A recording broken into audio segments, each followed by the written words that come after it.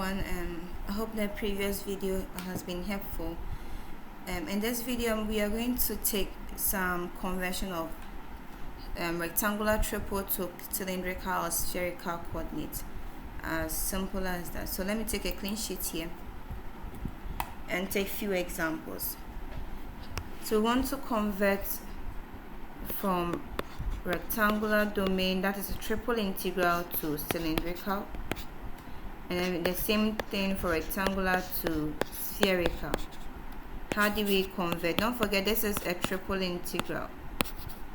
It's a generalization of the polar coordinates in 3 dimensions.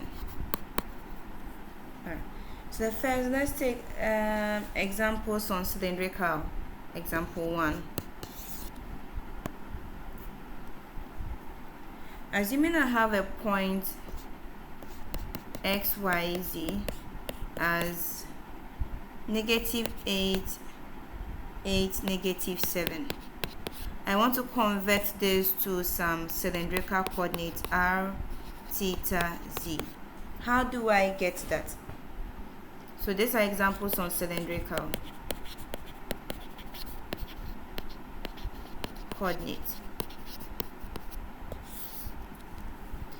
From table 2, it says r is the square root of x squared plus y squared. So I just do a simple substitution, and that is 8 squared plus 8 squared, and you should know what that is going to give you. If my calculator here is correct, I should have 8 root 2.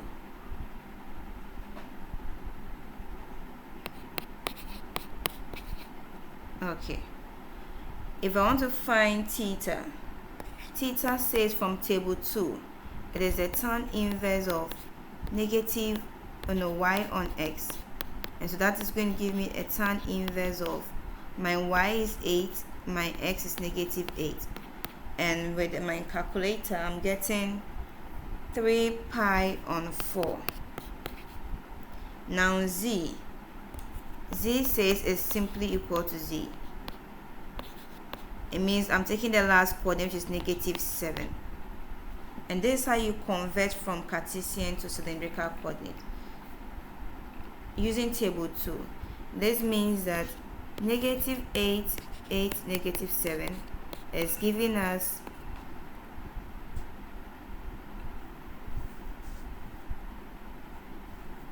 just giving us 8 root 2, 3 pi on 4, and then -7. Okay. Example 2. Assuming I have the point still on cylindrical, 8, 1/4, and then let me use simple values here. Let me use simple. So I have 1, -3, and then 5. I want to convert this to some cylindrical point 0, r, theta, z. So I follow the same procedures. R should be a square root of 1 square plus -3 square. And if you have a good calculator, you're supposed to get, let me check what I'm getting. That's root of 10. Okay. Theta becomes tan inverse of -3 on 1, which is -3, and with that I get 5.0 radians. That is if I'm using radians, but you can convert it to some degree. 5.0 rad. You can convert that to degrees if you want to. The last thing, z, still remains z, and that is 5. So it means this is giving me root 10, 5.0, and then 5. Okay. So these are 2 simple examples. Let me move to examples using that of the spherical. I think a clean sheet will do. Still on table 2. If I'm using or looking for sphericals, So the first example, let's have where x, y, z is given as -1. I want to use simple numbers. -1 root 6. I want to convert this to some spherical takes r, phi, theta.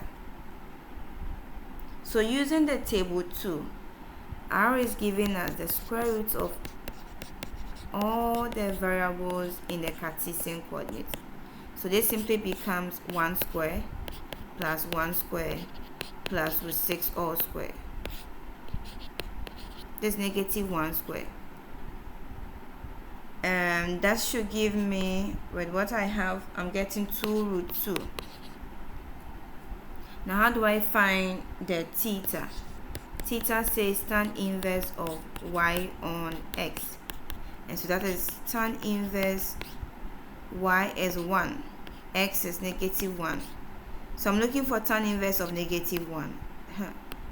That's so simple to do. That gives me, from the calculator, I'm having 3 pi on 4. Then the last letter, phi, it is a cos inverse of z on r. And so I have cos inverse of z is this point here. This is my z. Root 6 on r, which is this, 2 root 2. Root 2 cancels root 6 to give me root 3. And so I'm sure my answer is going to be root 3 on 2.